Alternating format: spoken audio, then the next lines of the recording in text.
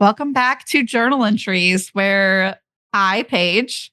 And it's me, Natalie. We are still trying to figure out if that's what we want to call it. Right. And what I was saying is where I, Paige, and Natalie are unscripted, off the cuff, having fun talking about all things that are going on in a politically neutral environment. There's always things going on that are political. We're aware. But this is a space where you can tune that out. In our personal lives, that's where we prefer to focus in on that. So buckle up. Let's have some fun. It's more pop culture based anyway. Turn your brain off. Yeah, turn your brain off for 30 minutes, an hour. Let's have some fun for a bit. Speaking of turning your brain off, I don't know if I want to say that about something, but let's just dive right in. Have you heard about the woman who was scammed by a Brad Pitt impersonator? No, that sounds horrifying. I've been holding on to this. I've been wanting to tell you about it. There's been so much press about it recently. My favorite article is by Huffington Post, and it's Brad Pitt is not in love with you. Here's how to protect yourself and loved ones from AI scams. So essentially, a French woman was recently conned out of 830,000 euros by someone who was impersonating Brad Pitt. That's over $1 million. Yeah, just about. And if it's not, it's pretty darn close. Yeah. Essentially, this person who is being referred to as Anne joined Instagram in 2023. So she was new to social media, had really no idea what was, how to go about meeting strangers on there. So when someone contacted her and said that they were Brad Pitt's mom, I think her name's Jane Etta. And this person who was posing as Jane told this woman, my son Brad is sick with kidney cancer. And his funds have been frozen because of his divorce from Angelina Jolie. So he really needs help. And then the next day, Brad Pitt, not really Brad Pitt, contacted the woman and they started a romance for a year and a half. Mm-hmm. And she sent him all of her divorce proceedings. Some articles say that she divorced her husband because of the online romance. I'm not really sure because there's conflicting reports. And it's wild. They would send her AI generated photos of Brad Pitt in the hospital to prove that that was who she was really talking about. And she said she was really in love with this person. So I have been reading up all on it and I wanted to share. I think the public is going to need, I don't know what classes, more information on how to combat AI and how to identify it. Because even I saw this video. It was super cute, like seal and like a boat thing. And then I send a lot of animal videos to one of my other friends. That's kind of our thing. It's kind of one of our ways of keeping in touch without actual words. We just continue to send each other cute animal videos and it brightens our day and kind of makes our evenings. And I sent it to her and then I finished watching it again. And I was like, oh, wait, that's AI. So I messaged after like, pretty sure that's AI, but it's cute anyways. And it's just, it'll get you and it's only getting better and stronger. It's true. It's true. And I don't know if anyone recently watched, there is a comedian, his name is Ronnie Chang, and he actually talks about his mom using social media or the internet and how different generations have a different understanding and vulnerability towards these sort of things. And he's about our age. Maybe he's a little bit older, but he was like, every time his mom sends him something, he's like, Mom, that's not real. And she's like, well, how do you know? He's like, how do I explain 15, 20 years worth of experience on the internet to determine what's fake and what's not? I just know. And he like goes into it. It's super funny. It's on Netflix if anyone wants to check it out. That's such a great point, is that it comes from our experience being like, that's not how it normally is. But mom didn't grow up doing this. So how's she going to know that it's AI? She's not chronically online. Right. And then, like you said, it even gets us sometimes. Yes. Oh, I was so disappointed in myself. I was so disappointed. Like, you fell for AI, but at least I caught it on the second watch. But I just sent it really quickly because I'm like, oh yeah, this is a good one. She's going to want to see it. But that's the point of AI in some of these cases, is they want to use it to trick you. And they were successful, at least in the first run of the video for you. And then you caught it, but some people never catch it. Yeah. Hey, here's something I've been using AI for: my meal planning. It's amazing. Ooh. It's amazing. I tell it, thanks to my sister who came up with the blurb for Chat GPT, which is my preferred one to use. It's the one I started with. I tell it what cookbooks I want it to use and a lot of other information because AI needs like a lot of specificity, but it can come up with an entire meal plan. And if you don't like one thing, okay, switch this and then send me the finalized. Like it's that easy. It still takes time, but it takes 15 minutes to refine everything as opposed to like 2 hours. That's what I was going to say. What's 15 minutes compared to how long it would actually take for you to go through and make meal plan for every single day of the week? Yeah. And I don't know if I should be saying this, but it can break through paywalls. Wait, what's that? People who have wellness and fitness blogs or whatever that you have to like subscribe to get their meal plans and recipes, it can break through that paywall. Oh my God. I don't do that because I don't prefer to consume that kind of content, the fitness and the like diet culture stuff. But my sister... You're just trying to make your life easier. You're not trying to like, right. You know? Right. But my sister discovered she has purchased things from this person before, but she discovered it by saying, include some recipes from so-and-so. And it was giving her, and I'm like, oh my gosh. And I don't know the level it will do it or why it could. I could be wrong, but she's like, I'm pretty sure this broke through a paywall. But I'm like, ooh, should I? Because that sounds like a class action lawsuit to me. Yeah, that sounds like crossing a line where it'll eventually come out and people could get in trouble. Yeah. It also makes me envision, like growing up in cartoons, I swear we always had an episode where they were trying to like break into a museum or something and they had like the green laser beams and they're trying to duck and roll and tuck and cover. That's kind of what it reminds me what ChatGPT is doing. Right. I guess because that was the second week she did it, first week for me, even though, again, I didn't use that person. I guess you never know where it was published that ChatGPT pulled it from, but it pulled it from somewhere. And her content is mostly under a paywall. You have to subscribe for the weekly meal plan and recipes. Pretty wild, but really cool. So I just gave it my favorite cookbooks. So all of my half-baked harvest cookbooks, which I love, Tegan Gerard. She responded. She's amazing. Wait, what? She responded to us, by the way. 5 million followers. Love her. And she responded when I posted something that I made on the Murder Diaries account, because we like to tell you guys what we're up to. And it was a while ago now, but I made something and I was like, Natalie, I got to show them that I made this thing. And I tagged I'm always her. like, please post it. Yeah, of course. Of course. And it always looks good. She responded. I was like, wow. See, we do that to you guys.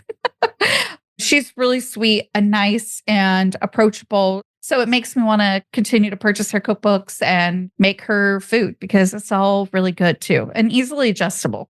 So I thought that was fun, but it's a really cool way to use. But anyways, so I do Tegan Gerard. I do my Kristen Cavallari cookbooks.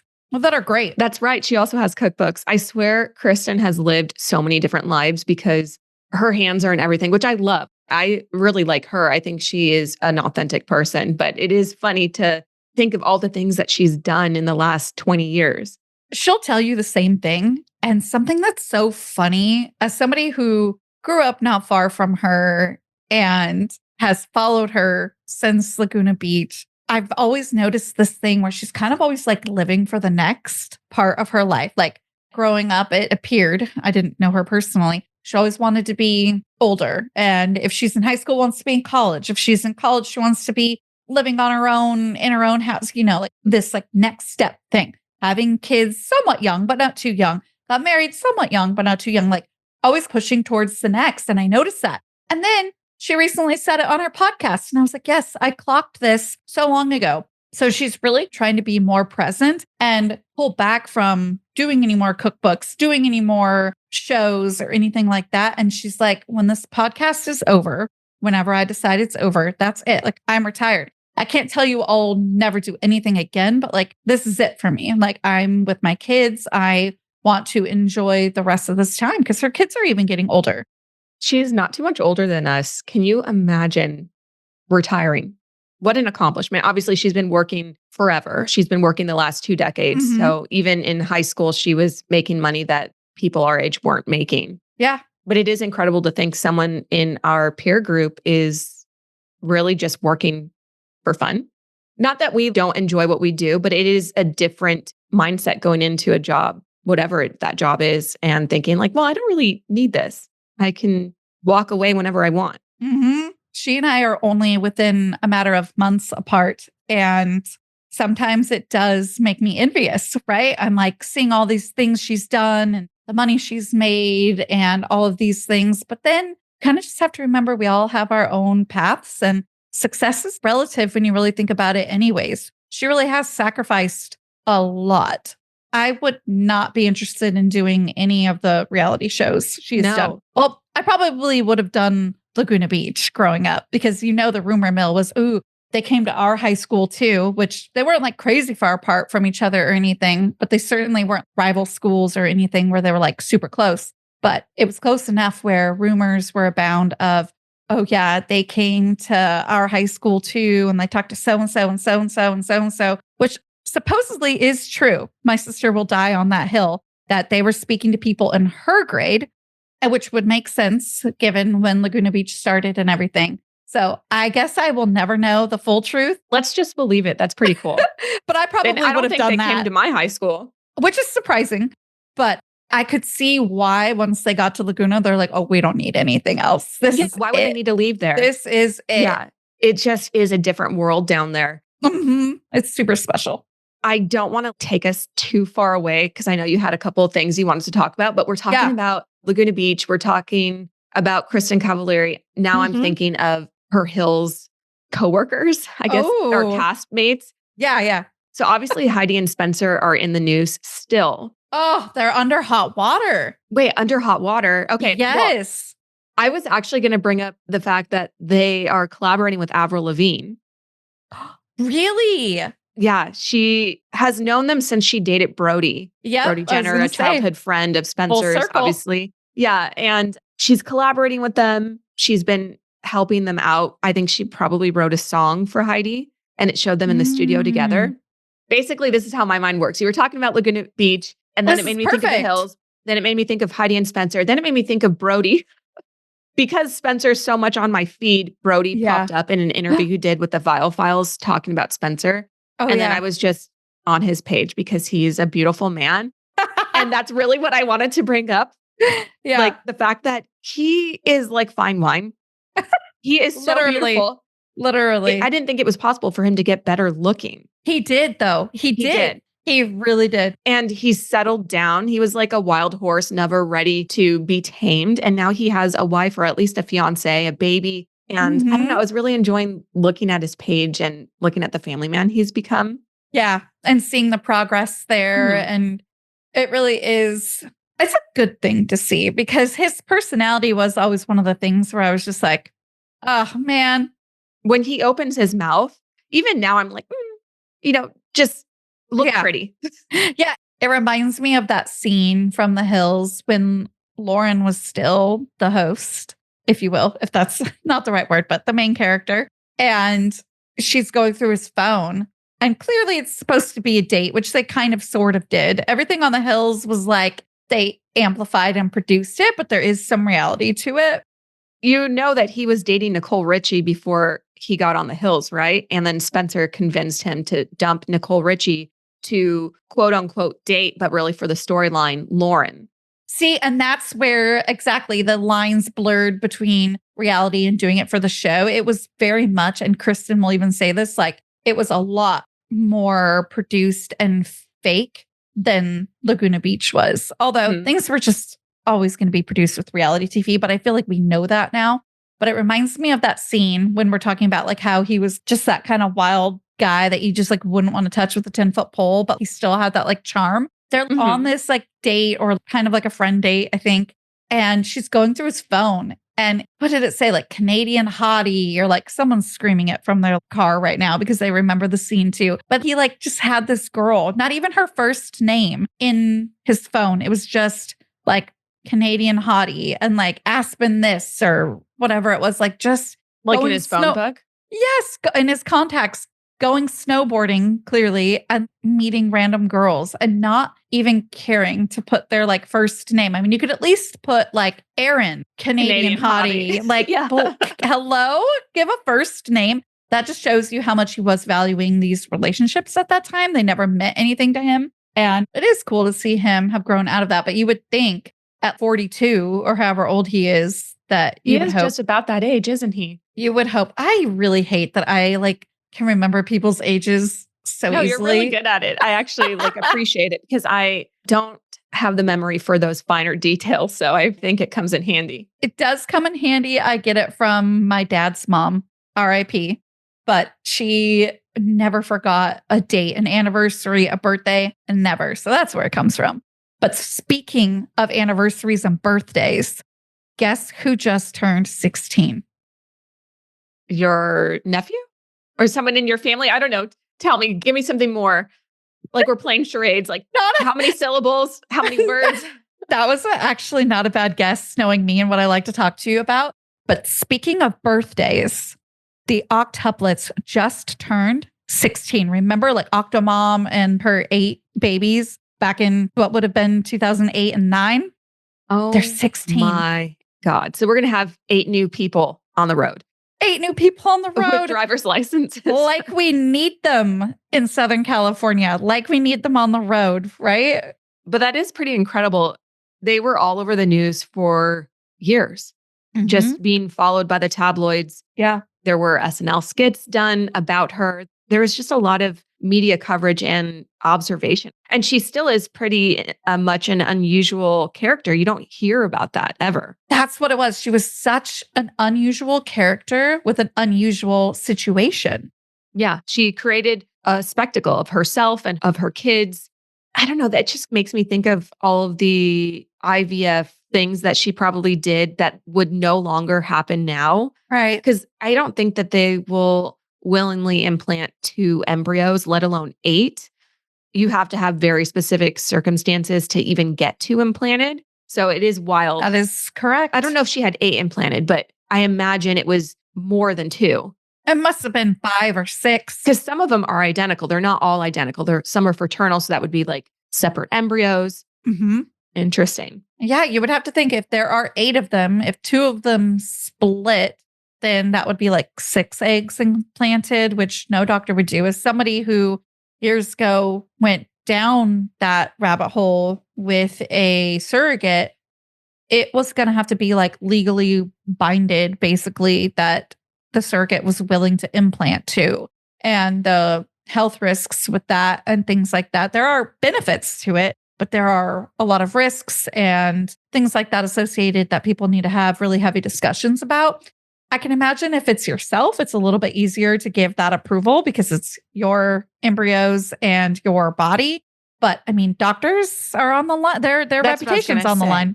It almost enters the territory of malpractice because you're putting your patient who you promise to serve and protect or whatever. Maybe that sounds like a police. What do they have? The Hippocratic Cause oath. no harm. Mm-hmm. Cause no harm. Thank you. And they're knowingly putting them in a situation where it could turn into a multiples pregnancy, which are always risky, let alone with 8 babies. Woo. I even think of when I did an IUI years ago, I had to sign a paper that said that if I ovulated too many eggs, they would, and if any of them became embryos, if any of them implanted and became little babies, I would have to agree to a reduction because there could be too many in there.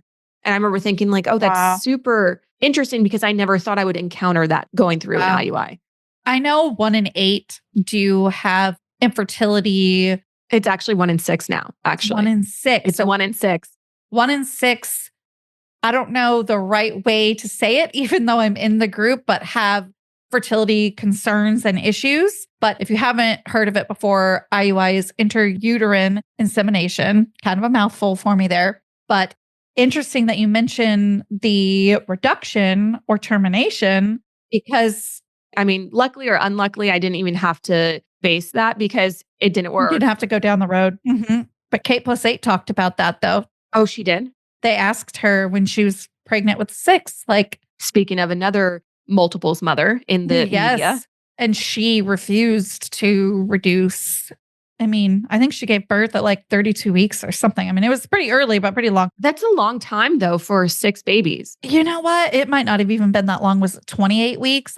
They were early. They were preemies. I don't even know. What am I talking? I love to think I remember things, but it was not 37 plus weeks at all.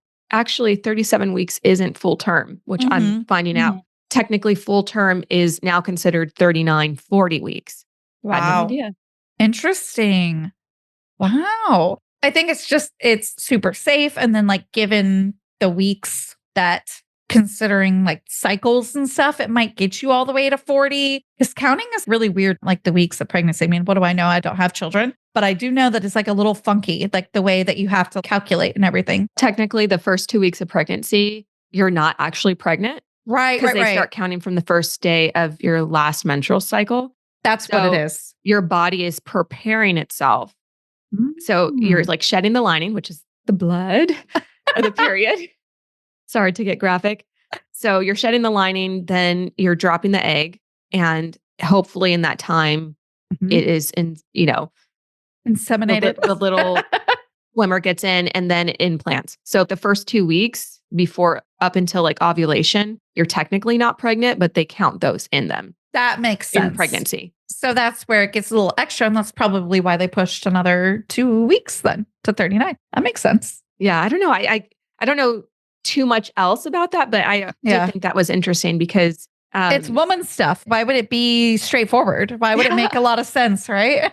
well, and then you know what else is interesting when you do IVF, you're technically 5 days ahead of anyone else that would get pregnant naturally. So if you do a frozen transfer, your embryo is 5 days old. So you're Oh, 2 yeah. days, 5 days pregnant when you do a frozen transfer versus people who get pregnant the day they ovulate, they're 2 weeks pregnant because it has to turn into it. I remember doing the calculator when we implanted into the surrogate unsuccessfully, unfortunately. I remember doing the calculator and it asked specifically what the form of impregnation was. And I found that really interesting. And my sister was like, well, duh. Like, and it was explaining some things, but it was years ago again. And remember, I can't have kids on my own. So my body is just a little bit different. I don't have to think about some of these things. Anyways, Octomom has 16-year-olds now. So that is mind blowing. And she actually had a child prior to that too. So she doesn't just have 8 children that all share the same birthday. I believe she had at least 1 or 2 other children prior. So she's really like deco mom or something. Sure, sure. You know who has a lot of kids and has a reality TV show coming out is the Baldwins. And let me tell you, I'm going to eat that show up. Is she going to be on air as Hillary or Hilaria? Ilaria. Ilaria. sorry. No No. H. Yeah. Oh my gosh. I've seen her say that. That's like an exact quote. So that's why I'm saying it like that. No. It's not to correct you. I'm No, like, no. she's fascinating, dude. I cannot wait to watch her on a show. It's going to be wild. She is from Boston and her name is Hillary. Like, why are you Ilaria? I don't She get it. didn't grow up in Spain. España. España. Yeah, España. she really didn't. Her parents had like They have a vacation home that they got after they retired yes, when she was an adult. So she may have spent time there. yeah. They love it there, I'm sure. But no, you are not Spanish, I studied abroad in Italy. Does that make me Italian? right? I studied abroad in Mexico. Am I Mexican now? In my heart sometimes, but like, no, I am not. I can't wait. Which is kind of funny, actually, that we both studied abroad where we're like, we have our genetics from. Like swapped each other's. Ethnically, we swapped and went and learned about each other's ancestry, I guess. Yeah, ancestry. Because I was going to say not even culture because of when our parents grew up. We really didn't like have a ton of culture from ethnicity. We grew up very Americanized, which we're American. And that's all right, whatever. But yeah, my dad didn't even get to learn Italian and my grandpa spoke it. It was so wild. My grandparents spoke Spanish and they encouraged English at home. Yeah. Because that was the time. When you were growing up as a boomer, you spoke English and that was it. That's what was pushed. Although they definitely regretted it because I know like as my grandpa got older, it was sort of a thing where like, because he lived with us, I'd walk into his room and I'd be like, where are your keys? And he's like, Llaves. Like he'd want me to like, oh, like he wouldn't tell me until I said it in Spanish. And I'd be like, this is very uncomfortable because I'm not good at it. And I don't sound natural at all. Oh my gosh. See, if I was older when my grandpa passed and had more time with him, I probably would have bugged him to teach me things. I remember my Sia, his older sister, She was the oldest, actually, and she lived the longest, 103. Oh my I God. You remember have so many. I remember speaking a little bit of Italian with her that I knew just from being alive. It's not even from being a lot Italian. But it was interesting because it was like to the point where once my dad was like, honey, I don't know how much Italian grandpa knew because my grandpa was encouraged to speak English, as was my dad. And then I was talking to my grandma and she's like, no, your grandpa was fluent. What? Like his dad didn't speak English, honey. How do you think he spoke to his dad? Like that was his first language. Yeah. I mean, my great grandpa definitely learned English, but like it wasn't, that would have been a slow burn. I have a recording of him that my uncle made in 1960 something, just asking him about his experience coming from Italy, yeah. And he'd be like, no, what's this? What's that? And he was asking him all about his experience. And that accent, I'm going to have to show it to you someday. Yeah, I would love to listen. It was thick. It was thick. By the way, he did not believe in the moon landing, in case you were wondering. That's so Italian. And he was alive for it. It is like a movie. That's what he said. Sorry for my ugly impression of him, but that's what he said. You know what's also interesting? Obviously, that was my mom's side. My dad's first language isn't English. It's French. It's so cool. But he doesn't speak French anymore. He like, if you don't use it, mind. You lose it, baby. You lose it. Yeah. So apparently, according to my mom, my dad still does. Well, he's probably listening to this and I'm sure he'll call me right after and be like, yes, that's true. Apparently, the only thing he does in French still is his prayers at night. Oh. That's the only thing. Because like when you're little, that's what you grew up doing. And because obviously my grandparents the other side spoke French. That was their first language too. That's very Catholic and very sweet from one Catholic to another. But back to Ilaria, I am mind blown that she's going to put herself, after all the scrutiny, and being caught not being Spanish and being whatever she is, but Caucasian from Boston, born and raised on TV. Well, does that make her resilient or does that make her delusional? I think Delulu. Delulu. I think anyone else would have crumbled under that type of media scrutiny. And she doubled down. She doubled down and she's not letting it go. She literally named all of her 7 children Spanish names that you need an accent, or at least she says with an accent. And it is kind of shocking that she's raising these children under the guise of you're Spanish when she's not Spanish at all. Right. I cannot stand, and this is my opinion. So if you did it, you do you, no harm, no foul. But I cannot stand when people name their children names that are clearly more typical in another country to be different, and they have no ties to that country. If you marry a Frenchman, yes, you can name your kid Océane. Francois. Or Francois. Or there's so many, right? There's a lot of French names that you might hear out there. And I'm not just talking Chloe. I know like Chloe has a French background. There are names. It's actually super popular, apparently, in France. Sure. There's a French spelling and there's a French pronunciation that we don't use here. We say Chloe. They don't say it like that. Okay. It's a little bit different. It have more of like a French accent to it, right? So that name has an adopted American pronunciation that is used and is turning into like an American version of it, right? But I'm talking about names like Océane that don't have that, right? They don't have that. And it's weird if you do not have a tie to that country, whether it's Spanish, whether it's French. I used to babysit for a really sweet couple, and the husband was born and raised from France, and all of their kids had French names that were easily pronounced also in English, which is another thing you have to think of when you're talking about 2 different languages. We see that a lot here in California of like, how is my Spanish speaking family going to pronounce this name? Mm-hmm. And I want them to be comfortable, but I want my kid to be comfortable. You know, you have to think about those things. So you can't just go name your kid. I'm thinking of like this Real Housewife who named her kids, I want to say like a Johannes or something, like really not common, but it was like French. I don't know if Johannes is French, but there was like French names. I'm trying to think of which franchises you watch, because then maybe I can narrow it down. I don't watch this franchise, so this might surprise you. You'll be like, oh yeah. And it was New York. Okay, yeah, I don't watch that one either. We're talking like the 2000s when I did watch a couple of seasons back in those days. probably could be like 2010 because New York came after Orange County. Orange County was the OG. So she had 2 kids with French names, and it was just awkward watching this like little blonde woman walk around screaming French names at her kids. Like, what is happening? Maybe her husband could have been French. I don't know, but I hated it.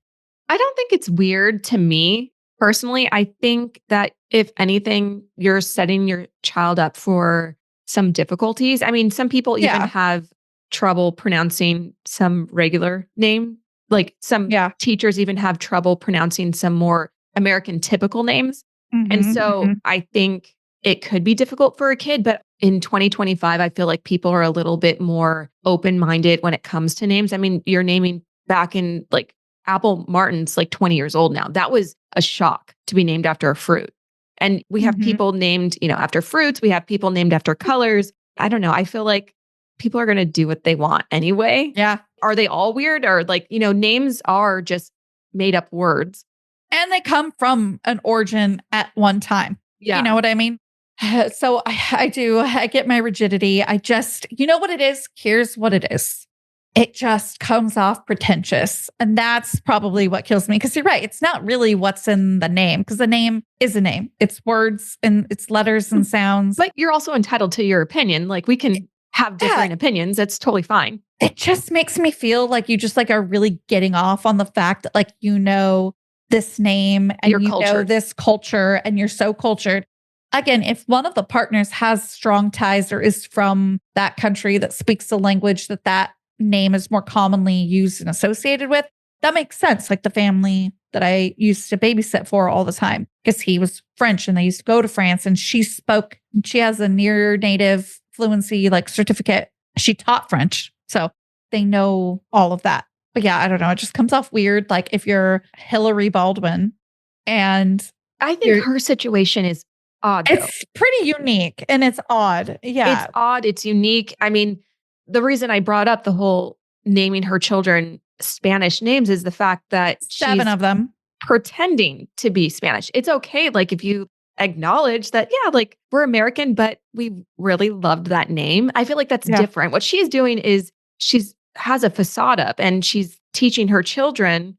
It's mental illness, right? It's gotta be. I mean, I've never heard of anyone else doing it. So no. And she might be in textbooks. I think it's a beautiful thing to love and appreciate a culture and wish that you were a part of it. And I don't think she's doing anything that is a closed practice or anything like that. And it's Spain. They're like the original colonizers anyways. So what is really closed practice? But it's still weird. Yeah. Well, to go on TV and say, what's the word for cucumber? Or, didn't she have onion? She didn't know.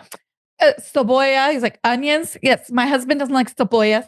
And it's like, come So like you knew that word until you were 25. Yeah. And I think she did do it with cucumber in a different segment as well. Okay. Actually, you might be right. But maybe she did forget it. I don't know. I think it was both, but 2 different segments, 2 different shows. Inauthentic.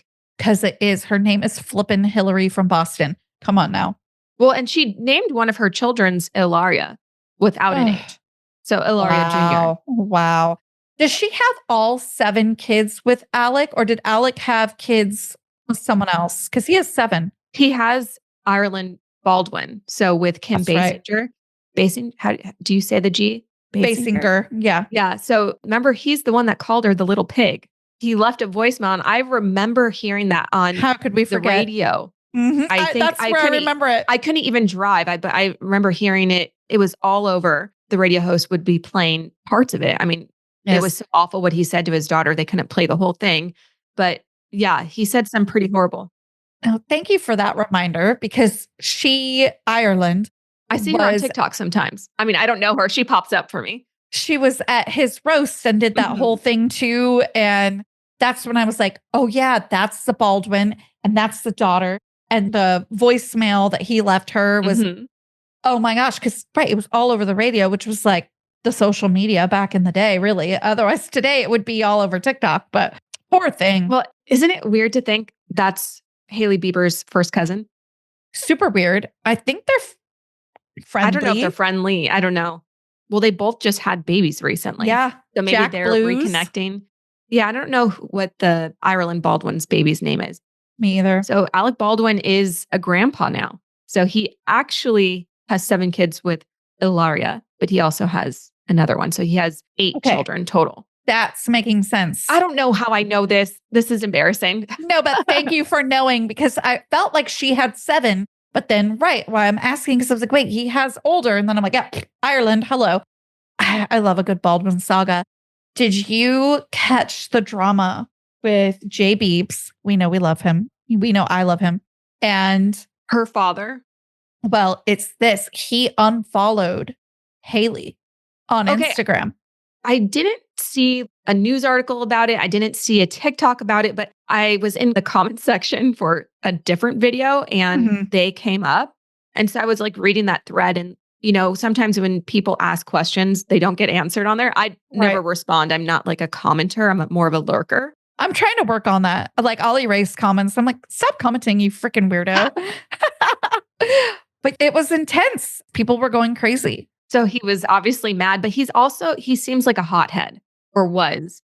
Thank you, because guess what comes out after? Oh, oops, it was a mistake. Lies. You guys are crazy for. It was so inflammatory. His response, like, oh yeah, it was just like a mistake, and yeah, like we love each other, da da da. Like it was not. I didn't unfollow her. We don't know what happened. Now, I will say this, okay? Since TikTok came back on Instagram, same timing, I have had to unfollow certain accounts, and then they followed again, and I had actually blocked the first time around. Bot accounts or people you know? They are accounts of public figures. Oh. So I don't know if some things were going on, and please excuse the random bark. My dog's very expensive food just arrived, and she has the audacity to bark at the person delivering it. She knows. Sheesh. Anywho, so things were going on with TikTok and Meta and all of these things, because a lot of people were talking about it too, because these same particular public figures, I had to unfollow again. And they were not crossover accounts. They are brand new accounts that I'm just choosing personally not to follow. And it's just really weird. So weird things are happening. I want to give them the benefit of the doubt of like, what if that just kind of like randomly happened, as whatever is shifting that's going on is happening? I don't know, because I am not a conspiracy theorist out there saying that Meta bought TikTok, but a lot of people are saying that we're like 2 seconds from hearing that they did. But I'm more of like, I'll believe it when I see it if somebody buys it during the 70-day extension. Oh, because we're not even technically safe yet. No, it's a 70-day extension. Yeah. I don't think we mentioned that in our last TikTok ban has been lifted episode. Right. I don't know if we knew yet that it was 70 days or not. But all that to say, yeah, maybe something could have happened to Justin's account where like randomly she was unfollowed, because again, I had that experience around the same time but it was public figures, which is a whole different kind of account. Well, I guess not for them though. So hello. But anyways, he follows her again and he loves her and whatever. So, but yeah, I could see where they was like a hothead and unfollowed to be like a jerk, but then like, hello, you're a public figure with millions of followers and we got it. I think we can all assume there was something going on behind the scenes. But probably. You did mention Meta, also known as Facebook, in its olden days. And it triggered in my brain, which we've never talked about, Mark Zuckerberg's rebranding. Have you noticed he's trying to present himself a little bit more or a little bit less robotic nowadays? Like he dresses differently. He grew out his hair. He wears diamond chains sometimes. It's so not working. I'm not like a Zuckerberg follower, but I just found that really unusual. And I did hear this happened probably 2 months ago. He recorded and then released a surprise rendition of the song Get Low. And he actually worked with T-Pain to record it because that was his song with his wife, Priscilla, when they first met. I think they met at a party and that was playing. Okay, that's kind of cute then. So throughout the duration of their relationship, whether it was dating to marriage, whatever, that's been their song. So he got T-Pain to work with him, recorded the song, and then released it. I don't know. I felt like that's all a part of his rebranding. It makes me wonder what else is coming up with him. Like What does he have in his back pocket? What's he have planned? He's definitely has things planned. I think he's still young. Also somebody that's not that much older He's a millennial. than you and Elder. me. Yeah. But And not even that elder. not even that elder. He's like mid-millennial, I'm pretty sure. Oh, wait, no, I think he's 84, isn't he? So yeah, he's a bit of an elder millennial, but I mean, still not crazy apart from our own age. And I just think like, you're so corny, bro. Every time I look at him, I'm like, you're corny. Do you think we're all corny a little bit? Kind of. Like, are we entering the territory where we thought Gen X was corny and now we've become like them? But we never beat Gen X up about it. And we never really bothered our day making social media content about it. But we thought it. I mean, honestly, I thought it. sometimes, sure, like you might think about it because it's a generation above you and there's going to be those cultural differences. Not to the point where we're straight up making TikToks or Instagram posts about it at all, ever. We let Gen X be Gen X and vice versa for the most part. But Gen Z comes up in here, which I love me some Gen Z. I do. They're like, oh my gosh, we're cooked with Gen Alpha on the rise. Like we're so cooked. We're so cooked. And it's like, yeah, they're going to get karma. But like also, you might not be as cooked as you think because like it's kind of just not really a thing to like make full-on social media content and pages and videos about how annoying or corny or like old the generation above you is. Like, sorry, when we're born, I don't understand. Well, their brains aren't developed and they've been online since they were in utero. Like there are babies that know how to swipe. But I do want to acknowledge that 2025 brings a whole new generation, Gen Beta. Gen Beta being born. They've been born all month. And so Gen Alpha is no longer the new kids on the block. Right. Not the new kids, but they're about to be the teens and the 20s before you know it. And maybe they'll be making content, making fun of Gen Z, or like maybe they'll be like every other generation and just live and let live. We will see. I wonder if Gen Beta will be the ones that, because I did see this like resurgence of Gen Z, Gen A, some, not obviously the entire generation, but a lot of groups wanting to go back to flip phones, wanting to go back to lesser technology use, less screen time. And I wonder if it's going to swing back as we get farther into this new generation. It could. I also think that there's always this romanticization. I can't speak today, but you guys all know what I'm trying to say. We are always romanticizing, I think like 20 to 30 years before us. Like in our day, what were we doing? We were wearing bell-bottom jeans that were a bit low-rise. Like you always modernize it, but even my prints were heavily 70s prints. I'm thinking like back to high school when that was 25 years before. And I think that that's what we're seeing now a little bit too. Corded headphones. Oh, for sure. All the kids want like to have corded headphones and things like that, even though they don't work with your phone anymore. But back when they still did. Well, movies that are coming out now are based in the early 2000s. Right. When we were in high school, movies were coming out based on the 80s. And that was like, oh, so long ago. And so 70s. Yeah. It's 20, 30 years. Like our adolescence is now being looked at with nostalgia. And it is just as far back as when we looked at the 80s and the 70s for us when we were that age. So true. You know what I was thinking too of like, I'm actually enjoying it because there's a bit of reliving it. There's a bit of appreciating it and being able to kind of like be in it again in a different way. I'm wondering how long something like this lasts. Because like nobody's really romanticizing 70s anymore. I mean, kind of like certain people who appreciate it on their own. Not at the same rate though. Right. Not culturally, right? We aren't culturally looking at that, but culturally we're in a space of everything 90s and early 2000s.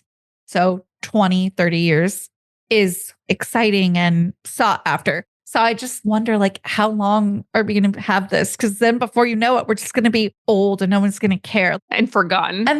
Like, think about the 50s. Like we all appreciate and go, oh, like how cute. Or this is how it was in the 50s. This was what was good. Or we think everyone wore poodle skirts back then. Or right. Like it's not dead. It's a caricature of what it was. It's a caricature of what it was. Why you always had the best words, you guys? You have no idea. I'm trying to guess what you were trying to say, but it's true. I'll spit out ideas and Natalie just always has like the perfect, concise way to put it. Oh, I'm so lucky because it feels so good to like hear it back. I don't know if you know that. So yes, it's a caricature. Like when are we going to become that caricature instead of being able to go to a thrift store and find stuff? when is it going to be so gone that it's a caricature? We probably have 8 years left. I was thinking a decade. Yeah, we need to be a little farther away from the teens, the early 2000 teens, for that to start coming up in the media again as nostalgic. So we have time, but the clock's ticking. Oh my gosh. What's that going to look like? The 2010s being nostalgic. Blogger era. Blogger, Justin Bieber haircuts. A lot of owls. Like everyone had owl necklaces. Owls, skull scarves. Yes. Yes, definitely the swoop bangs, like you said. Oh, like Jersey-licious. Jersey Shore and Jersey-licious. I loved both of those shows. Jersey-licious, they were hairstylists in Central Jersey. I think I watched like 1 or 2 episodes. It wasn't necessarily my thing. Oh, but my mom and I ate it up. We ate it up. And they were all such like sweet people. So I guess it'll be funny to kind of see like the flashy 80s inspired, which let's talk about that. That was 80s. That's not special to the 2010s. All the neons and everything. Hair. All the early 2010s, big hair, zebra print, cheetah. You look at the 80s, that's what some people like the club scene looked like. They looked like 80s clubbers. You know who, as you're saying, like the cheetah print, or you said zebra print, big hair. Oh, yeah. Colorful. You know who I immediately thought of? And she was very much a big presence in the early 2010s. The Long Island medium. Oh, Teresa Caputo. Don't even get me started. Thank you for saying her name. I could not think of it. Another one that my mother and I love. We love her. I used to watch that too. And then it started spooking me out. So I haven't watched it in a long time. She has a different new show. Does she still have her hair? The hair is slightly different, but it's the same, if you will. Okay. I was going to say, has she adapted to the 2020s? She's still teasing, but the cut is a little bit different. I'm going to have to Google her after. She's a grandma now. Yes. Okay. I've actually seen her daughter on TikTok as well. Yes. All these people pop up. Her daughter, I think, has a podcast as well, or she did. Oh, really? Yes. I follow her daughter, and I did appreciate that show back in the day, but it did change a lot. Their family dynamic changed a lot, too. They got divorced, I think, right? The kids got older. They got divorced. The show ended. Then there's a new one. Well, life happens. Life happens. And so I guess along the way, kind of like how you lose touch with a friend, I kind of just like lost touch with the show and the Long Island medium stuff. So I don't know. A lot of people are like, oh, she's fake. She's not. I'm watching the show for a show. I'm not watching a show for, you know what I mean? Yeah. Well, look, reality TV is mostly scripted. We understand that. It doesn't mean it's less interesting. And it doesn't mean that there aren't certain nuggets of truth. It's like how I always say conspiracy theories start with there's some nugget of truth and then it kind of like blows into something else or something this, and it can become dangerous. So I'm not trivializing that. So it's kind of like that too. It's the same thing with reality TV. Yeah, that phone call you just listened to was fake, but like the point behind it is there's a very real point behind it. And they might be reliving an exact phone call, or they may be like, yeah, nobody's going to understand what's happening because we weren't filming. So can you film a phone call talking about it? It's kind of like that. Yeah, there's always some nugget there, even though the visual might be fake, enhanced, or produced is the real word I'm looking for. Well, it's kind of to bring us full circle before we end today's episode. Do you know what conspiracy theory I no longer believe in?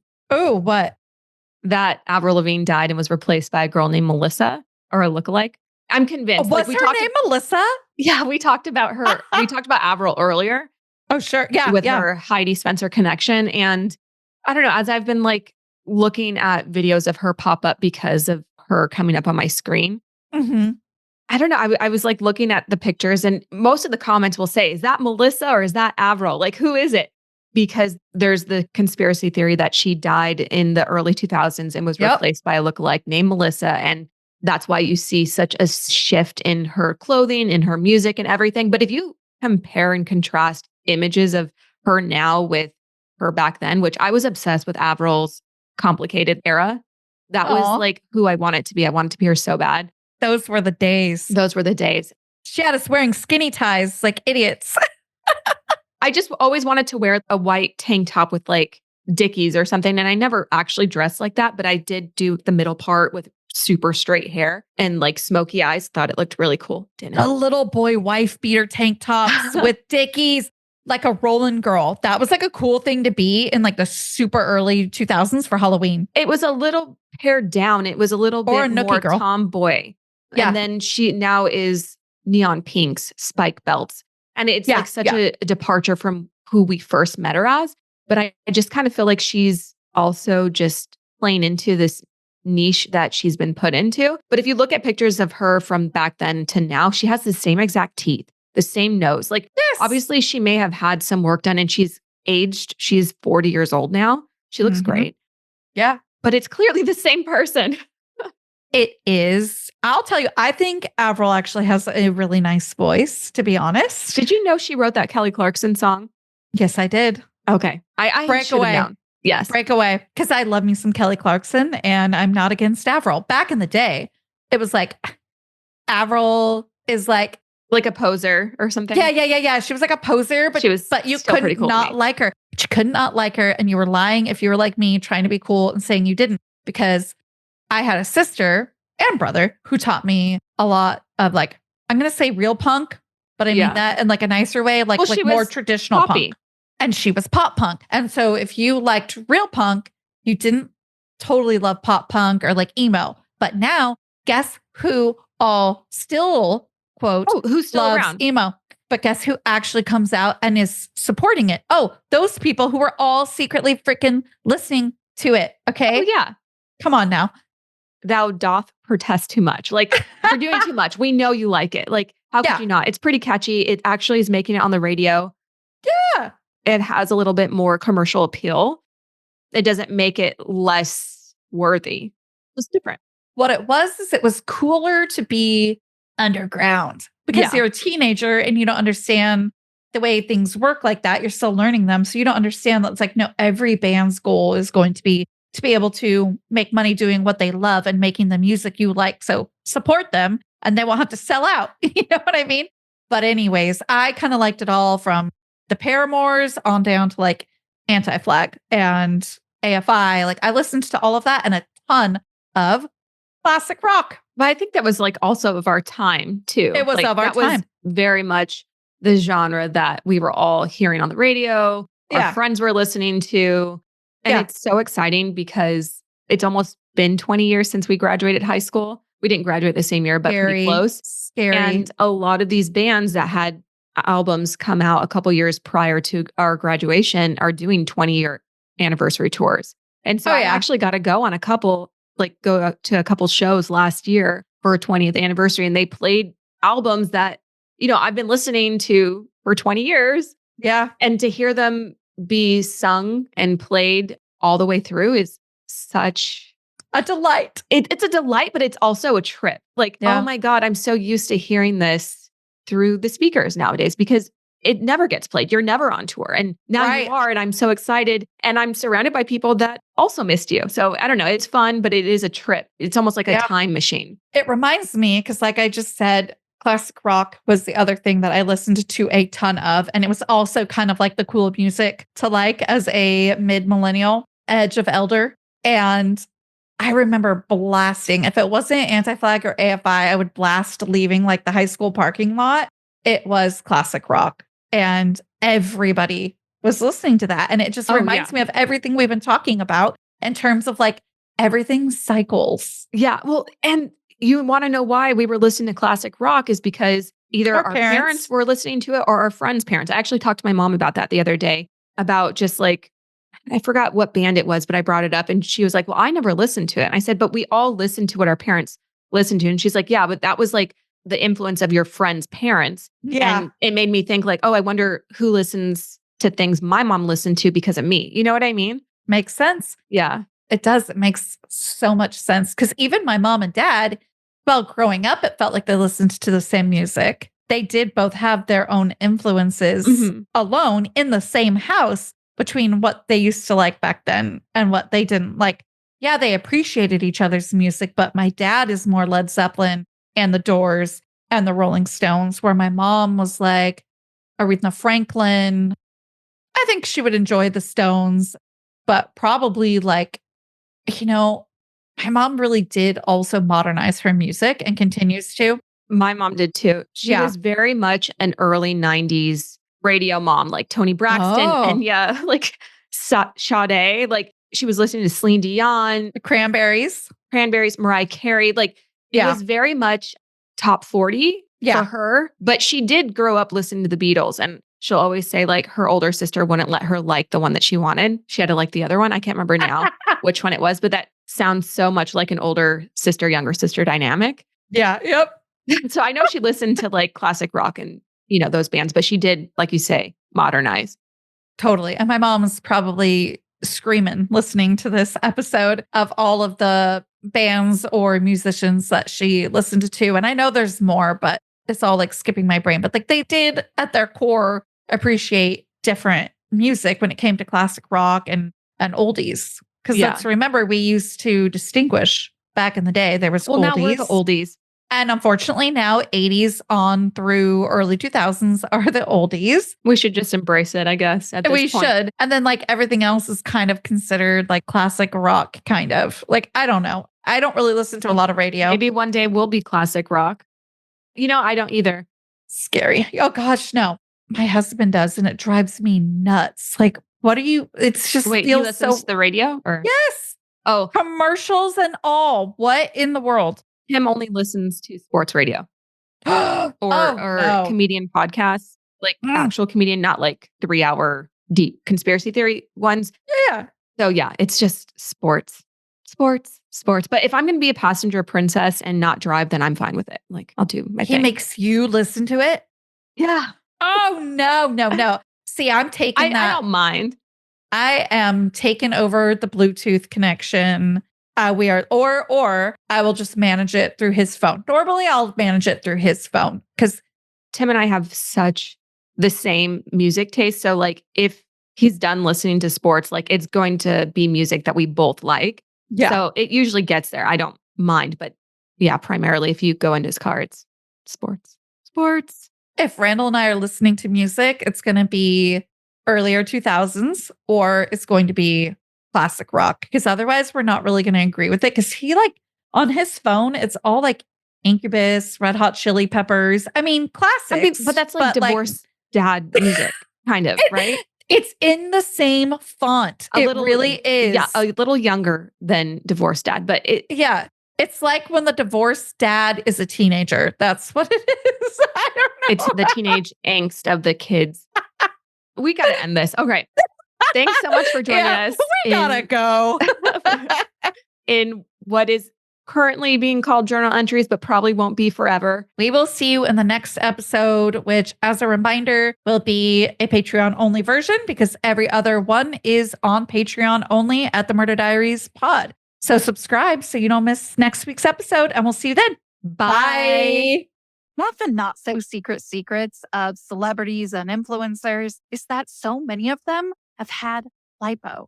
I'm thinking of one right now that I was just listening to on a podcast talk about their experience getting lipo, and they documented it on reality TV. Look, no one has the perfect body, but lipo has changed, and Sono Bello has been at the forefront with using LAL technology and getting these beautiful natural outcomes for each person. Sono Bello is offering you, our listeners, their best deal. You're now included in being able to access their New Year's savings event, but appointments are limited. Sono Bello doctors are masters in microfat laser removal, a brilliant technique that removes stubborn fat permanently. Wherever your problem areas are, that fat is gone in one comfortable visit. Eating healthy and workouts are important. Keep doing that. But if you want to lose that stubborn fat in one visit, check out Sono Bello. Remember, you can access their New Year's savings event by scheduling your free consultation now at sonobello.com/diaries. That's Sono, BELLO.com/diaries. Let's be real. Losing weight can feel like a huge challenge. That's why Hers is making it easier. With access to GLP-1 medications and personalized expert support, they're helping you take control and make your goals feel within reach. Hers is changing the way women approach healthcare by offering affordable, personalized weight loss treatments delivered right to your door, if prescribed.